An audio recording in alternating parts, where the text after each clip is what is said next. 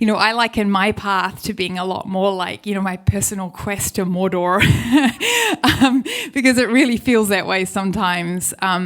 It's brutal and it's desperate and it's anxiety producing and it's lonely and it's hard, but it's also epic. and you get there.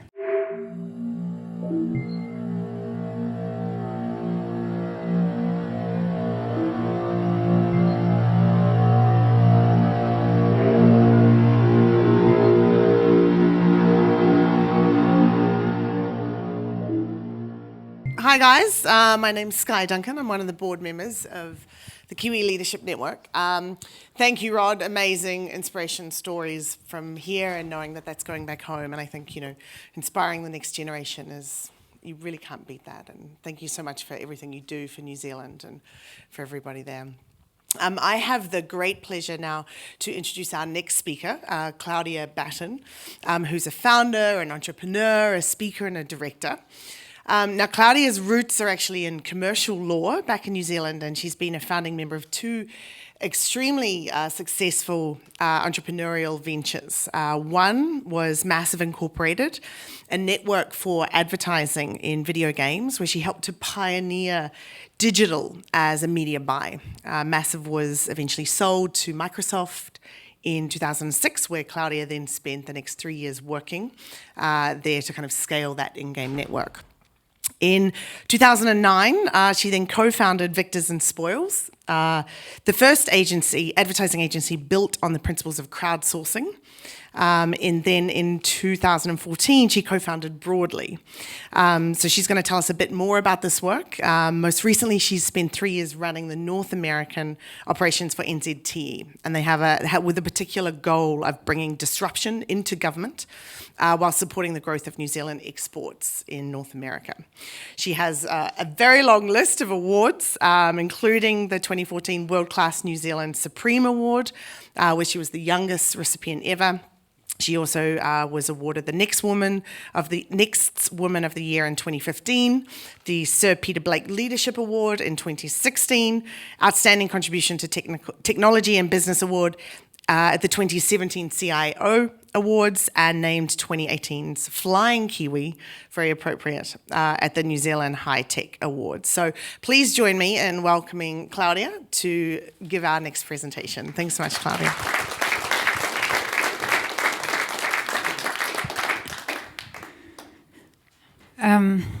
I always feel like not worthy of my introduction. So when they get to the awards, I'm like, seems like a lot more awards than any one person should have won. I'm going to come out here because I feel like I'm with friends in this way. I can see everyone. Rod, you're amazing. Like what a just unbelievable thing to meet you and to hear from you this morning. It's just magical, and it feels, I wanted to hear you speak. I said to Rod, we were talking before, I wanted to hear you speak because I feel like in sport, I wondered, you've got a very focused goal, and how is that versus what my life's looked like? Because my life has all been like, I thought it would look this way, and it's never looked the way that I thought it would. And I kind of felt that from your story as well. So, you can have these goals, but you can't always get focused on it working out the way that you think it will. And ultimately what that is for me is about being very careful about my expectations, because I think often we have these expectations and we get very upset when that it doesn't work out the way it should, and we fail to see what might actually be there, like the true gift that's sitting inside and underneath of that thing that's not working. So I'm going to talk about learning to fly. This is me on the good days when things do work out and you end up on the cover of a magazine. And, this is never something that I expected, that what I do, what I love to do is valued and is honored and is hopefully helpful to a lot of the companies that I work with. When I moved to New York originally, it was 2002, and months after 9/11, and I was there as this young, like, I'm this amazing lawyer, Russell McVeigh, which used to be, that was a good thing. Russell McVeigh lawyer, like super smart, graduated really well. Like, of course, everyone's going to want me. And, I decided, well, I need a bigger career and I'm going to leave law and I'm going to go into marketing and I want to work in cosmetics and I'm going to do it. And you get there and you can't even figure out which way to go on the subway, and no one wants to talk to you because the city's grieving, fairly enough. And you're kind of wondering, well, what's going to happen now? What am I going to do if I just completely screwed this whole thing up? And so I got a filler job, what I thought was a filler job in 2000, end of 2002. Took me a long time. A lot of Ben and Jerry's pints were consumed. A lot of MASH reruns were watched in the process. But I took this filler job because this company was doing some sort of interesting stuff. And I was just like, well, I guess technology is what I know. I'll go and work out there.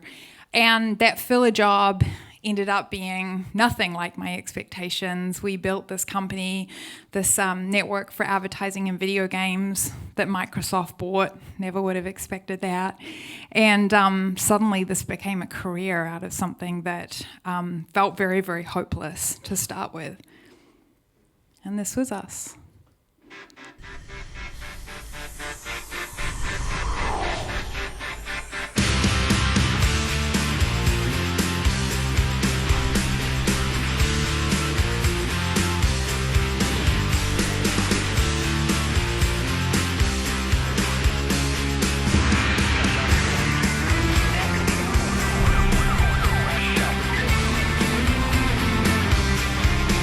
Inbounds the ball.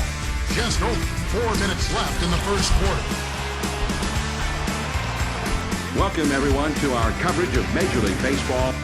Swings and lines this one towards the hole. He's got himself a base now.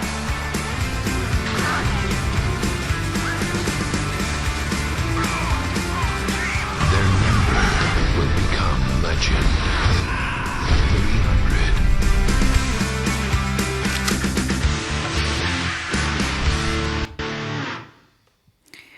I mean, we weren't really saving the world. But it was so cool. It was so cool. And if you told me that I'd be working with video game developers and putting ads in video games and developing a new media format, that would rival television one day, there's no way I would have ever believed that. And I also would never have believed if you said that, that company would be sold to Microsoft and that you would then move to Colorado. We were just talking about Colorado this morning, and that you will meet the love of your life there, who'll be a sculptor, who'll salsa dance, and you'll meet him salsa dancing. I don't salsa dance, I would have said, no way. There's no way that's going to happen, but it did. And if you told me that I would set a digital agency up in Boulder, Colorado, I wouldn't have believed that either. And I certainly wouldn't have believed that people would use that digital agency to produce television ads. I would not have seen that coming either. But that's what happened. So Victors and Spoils was at the height of crowdsourcing, where you could go out to a freelance community effectively who lived online and get them to give you ideas for advertising or for anything. There was Top Coder was one of the big ones where you could go reach out to freelancers and get them to help you solve your coding problems. I think they're still around. I think they're still doing well. And so we came in with this concept that, who wants to hire a bunch of overpaid creative directors with big egos to sit around in an agency all day? Like, why don't we put that online and we can get these wonderful ideas? And we did, and it was phenomenal. And the cool thing was that we got ideas from fans. So we got these really wicked ideas for Harley Davidson, for example, from people who were, bikers and they loved Harleys. And so, we got these really lively ideas. But then we produced these like really old school pieces of content like TV ads, which, I forget there are ads on television. I have cut the cable back in 2007, but apparently they're still doing okay. So this was one of our ads.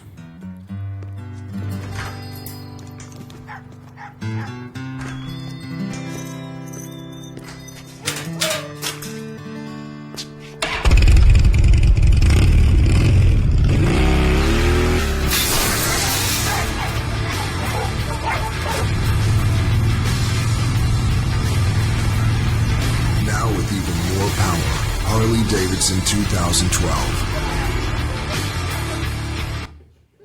I just like playing that ad because the growl of the motorcycle sounds so good at volume. It makes me feel like I'm a little bit cooler than I really am. And I think we have these expectations, right, that, we'll step out of school or university or whatever and we'll have these linear career paths. And mine's been anything but that. I, never would have believed I would work for the New Zealand government, for sure.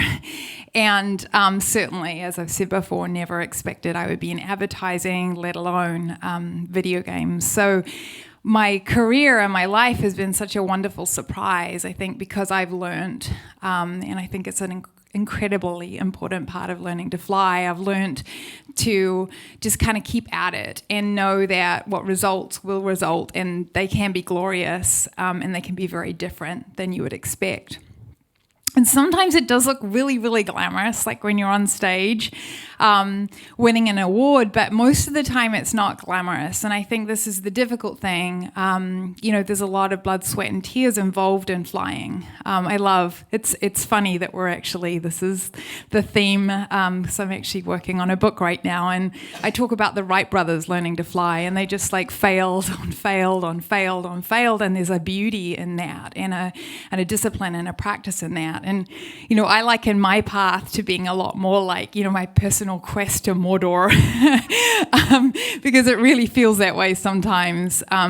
It's brutal, and it's desperate, and it's anxiety producing, and it's lonely, and it's hard, but it's also epic. and you get there in the end. But you have a lot of these days. I certainly felt this way when I moved to New York. Bad decision, Claudia. And you'd think that you would grow out of this, but evidently you don't. Evidently you get better at making bad decisions. It's like, I think, little kids, little problems, big kids, big problems. Well, that's what I'm learning as a stepmother to a 29-year-old and a 30-year-old. So I think that a lot of learning to fly is about accepting gracefully the failures, accepting as gracefully as you can the bad days. And I've got a word for it that I've kind of created, which is called squiggling. So I say that it's not about progressive, measured steps forward. That's for linear career paths, that's for expected outcomes. And I think what's so much more interesting is allowing the art and the flow in it, and knowing that you'll go backwards and you'll go sideways, and sometimes you'll go forwards, but not to count on going forwards for too long, because you'll probably be going sideways again in no time. But that's what will get you there, and that's what will get you to the unexpected places, which will be better than you could have ever dreamt for. So this is my little website called Squiggly Life, and that's where I write every week, and I have a little newsletter, so if anyone's interested, you can find me there. And I just talk about my journey and my thinking and my stories and all of the stuff that I've learnt in order to lead a squiggly life rather than predictable, because predictable sounds really boring. So I prepared a little talk for the Deloitte Fast 50 last year, and so I thought I'd just run through that now too, because in terms of learnings, books are my everything. And I wanted to share some of my favorite books, but the big lessons that I've learned along the way as an entrepreneur in the US through the lens of these wonderful books. So the hard thing about hard things, Ben Horowitz is the other half of Mark Andreessen, who have the phenomenal venture capital firm Andreessen Horowitz.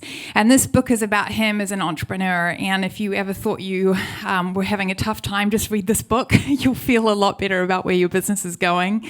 And he really teaches the art of perseverance and I think brilliance. He really figured out how to turn disadvantage into advantage, and how to play his network for that result. And so what comes through for me from this book is an incredibly important thing to hold true, which is the struggle is real. And I don't think anything that's not tremendously difficult, I don't think is worth going after, because that means everybody is probably going for it, and I'd rather do what everybody's not doing. This is a beautiful book. I highly recommend all of these books, but this one's right up the top for me. And Jim Doty is this magical man, neuroscientist, and this book talks about him, his life through meditation, and he learned at a very young age to meditate, and helped him kind of come out of extreme poverty to becoming a neuroscientist, which in and of itself is phenomenal.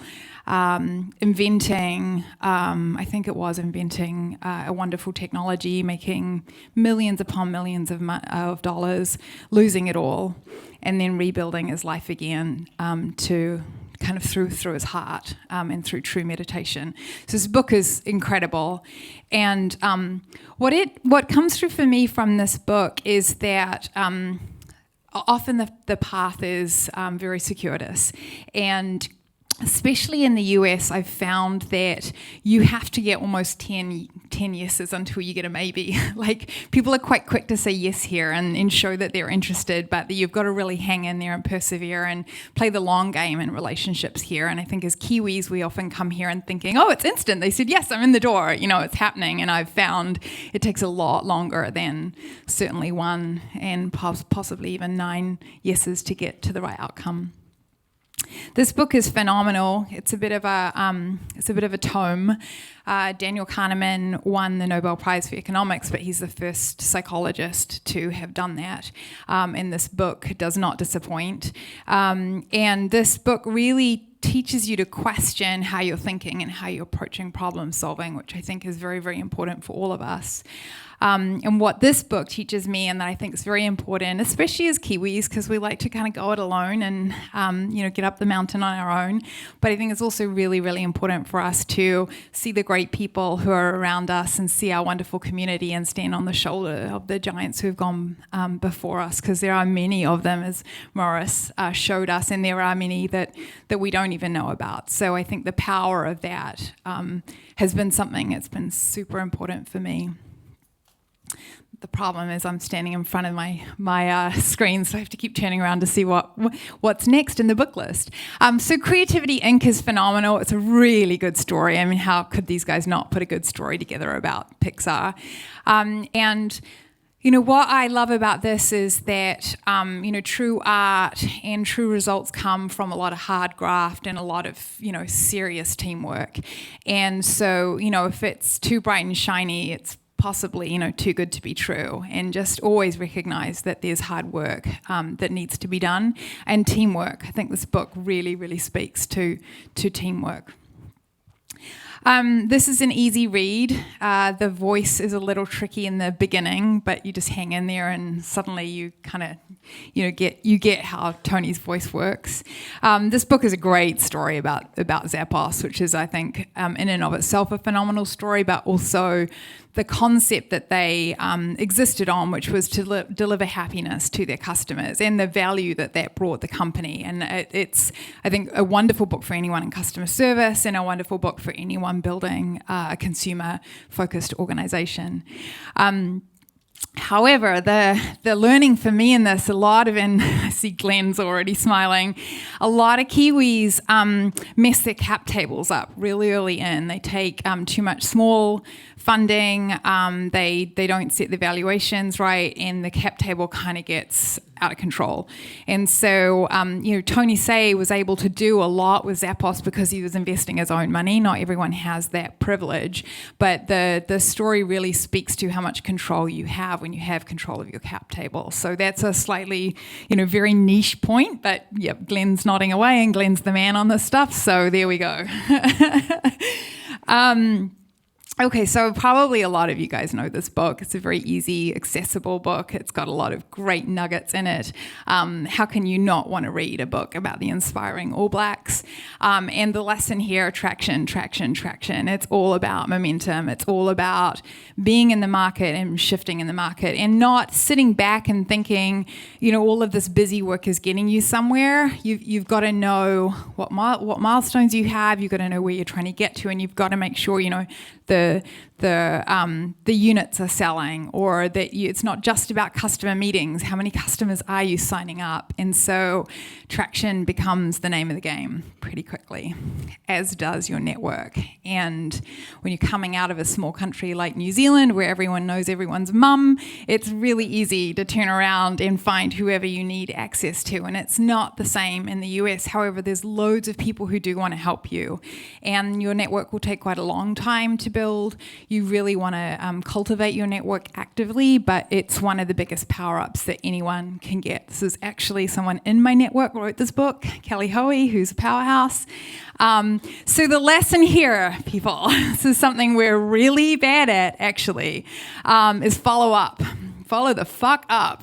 The number of companies, who I connect with people, and then I hear that they haven't followed up and let those people know how they're getting on and what the outcome was of the meeting, or even check in with them 6 months later and let someone know how things are going. You're missing a massive, massive opportunity to connect with people and to share your journey and get help from a massive amount of people who frankly want to help you.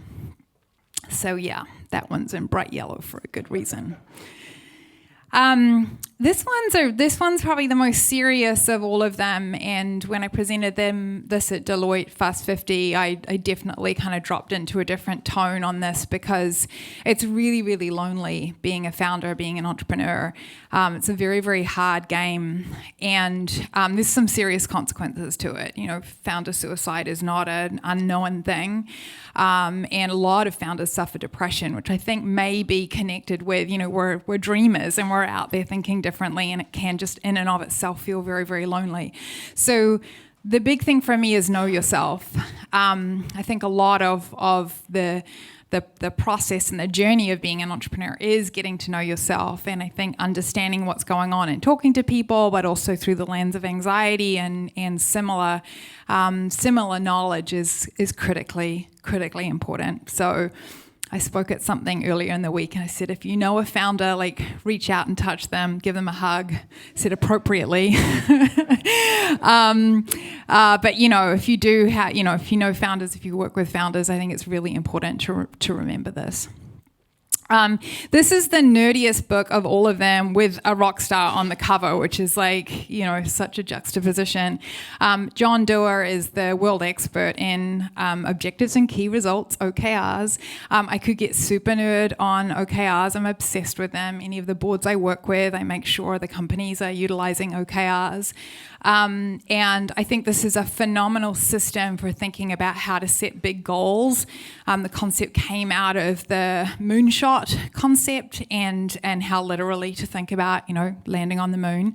And this creates a system for you to set massive goals that may not be achievable, but to allow yourself to bring your whole team into achieving this. So rather than these top-down kind of waterfall visions and objectives that a lot of companies set, this allows the employees to get involved and set their own goals in honor of the big vision, big objective of the company. So as I said, this is the super nerd book.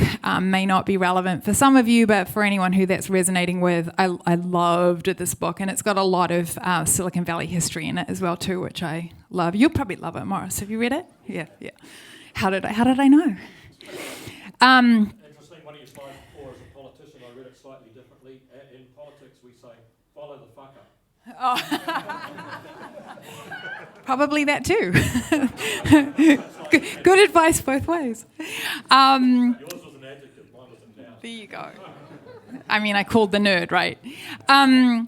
And so deep work is phenomenal. I'm going from nerd to kind of introvert here. Cal Newport's one of the leading speakers about the importance of focus. And this book is extreme. It's certainly not something... He's borderline monk-like with the way he focuses, but he really talks through the power of that and the importance of that, particularly as you are focused on a really big goal. So for me, the big thing here is commit. And that's an easy thing to say and a very hard thing to do. And this book is well worth reading to just think about how deeply committed you really are. Because again, speaking with Rod this morning, it's like if you've got to go out and train for 4 hours and then rest, that's your commitment, not socializing and going out drinking with people, which is actually the advice I gave my 29-year-old stepson last night. So as he said, how much should I go out with it? Because he's working in New Zealand right now. How much should I go out drinking with everyone? I was like, be very careful drinking with the Kiwis. My husband piped up and said, stay away from the Aussies. So think of this like your Netflix algorithm suggesting if there's like a couple of books on here that you've read that you like, I think you'll like any and all of these books. This was a really fun presentation for me to bring together. So thank you so much for letting me share it with you. And thank you for having me. Thanks, Claudia. I think we've got time for a couple of questions. You can throw the Google here. Who wants to catch first? Me. Yep, well in the back. Don't want to hit anyone. I don't know how accurate my throw is. When you were talking about Mordor, what actually is your Mordor? Oh, that's a good question. I feel like it's my personal, like, so I don't have a specific Mordor, so I just feel like I'm constantly journeying towards something that feels like Mordor in terms of the difficulty of getting there. So I'm like, I feel like I need the rest days, when he's like all cuddled up in the duvet because he's almost died. I feel like I have those days, and I feel like I have the days where I'm like hiding, and I have the days where I'm battling. It's very Joseph Campbell kind of hero's journey is the way I feel like my life presents itself. So my Mordor right now is the book. It's very Mordor-like. Most days I want to stay in bed and not get up and write, so even that in and of itself. But there have been other, sometimes Mordor is just working with your founding team, which can be tricky. So yeah, it changes. Does that answer your question? Yes, it does. And I just had one other question in regards to feeling overwhelmed with being overcommitted and having so much on. I was just curious to know how someone like you deals with that. Yeah, busy being busy. Yeah. Yeah, you try and say no to coming and speaking at events on Saturday mornings. Yeah, you try really hard. Really hard. I think that, so I have a lot of advice on this, probably more than for right now. Definitely follow my newsletter. I talk about this a lot. But one of my best ones that I can kind of quickly give you is I think maker time is really, really important. And the concept there is that you always, whenever you work best, for me it's morning, you always clear out a period of time to get focused, your high priority work done. So there's a combination there where I think you have to know what your high priority work is, because we're really good at being busy with all the emails and the Instas and the stuff. What is most important for me to do today or this week, and then make sure you have that time carved out at your most productive and non-interruptible time. So most of the people I work with clear out some time in the morning. I'm doing 4 hours in the morning right now, which is such a luxury. But it takes that long for me to stare at my computer and craft a few sentences. But for a lot of the execs I work with, they're more like 2 hours, but most people find there are some people who do it in the evening. I just think it's very easy to blow that off. Like, it's really easy for me to blow off going to yoga in the evening, so I always try and go earlier in the day. But yeah, figuring out how that works for you. Cool. Thank you. I've got a loud voice. It's fine.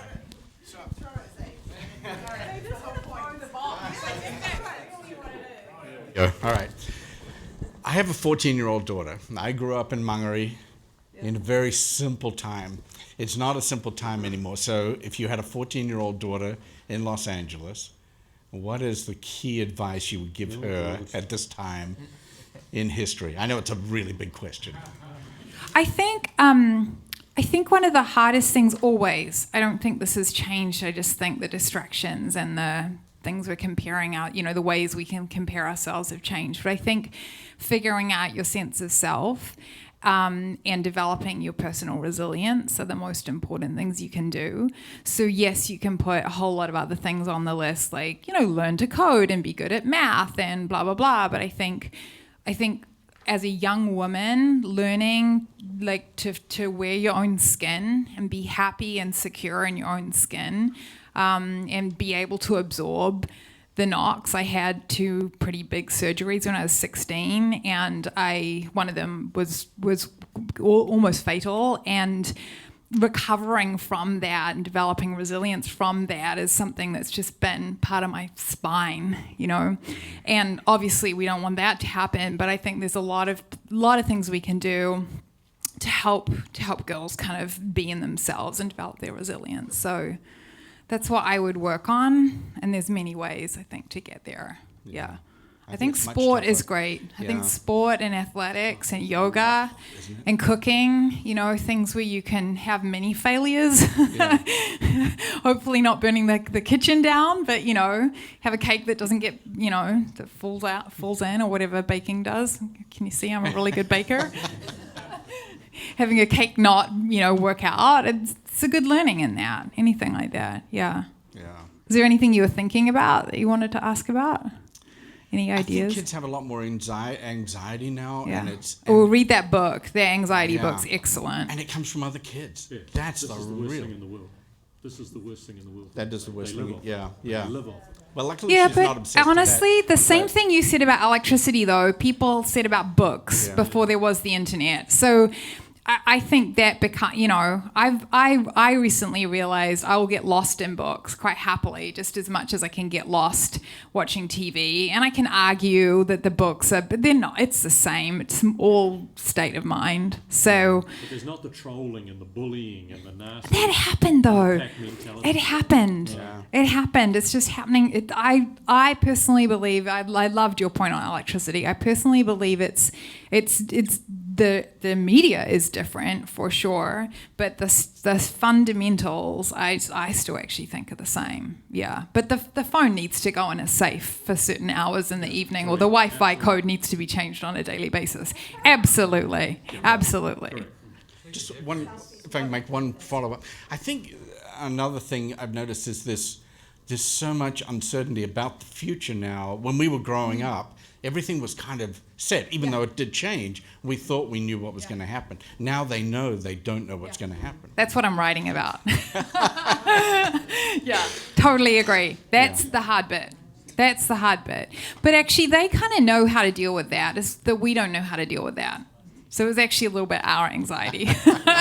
Sorry. Fair enough. I'll do one more question before the coffee break. Yeah. By your point about video games, books, and so on, I think the difference is that, well, a lot of kids grow up, they just play video games all day, they never read books, they watch movies all day. As a result, that's time they could be spending on the development of social skills, like school, like going hang out with friends, and they don't do that. Instead, they get addicted to, say, World of Warcraft, and end up spending hundreds of dollars. Like, you hear the stories, right, about all those apps and so on, they spend... Yeah. They give mommy's credit card and spend hundreds of dollars on a Fortnite or whatever. And I guess my point is they develop anxiety because they aren't developing the social skills and coping skills they need as children. Yeah. I'm not going to pretend that's not an issue, but I, as a young kid, spent hours talking on the phone. You know, like just one-on-one talking on the phone. I don't think that there were different inherent issues to playing video games all day. We had video games when I was a kid. I played them a lot. Like, I think a lot of it is about if you develop the self and you're involved in developing the self and you're a parent who's paying attention and asking your kids lots of questions and having conversations and letting them drive some stuff. I think that core is important rather than blaming the thing that's sitting around the outside. And I have to say, movement and getting outside is critical. Like, a lot of the problems with this is you need sunlight, you need oxygen. I would say fresh air, but we're in LA, so let's not kid ourselves. But for me, I travel a lot to New Zealand, and the first thing I do is get out and go for a walk. I have to get the fresh air, which is fresh air there. It's not just oxygen. And I need the sunlight, and I know that. And if I don't do that, I'm wilting like a plant would.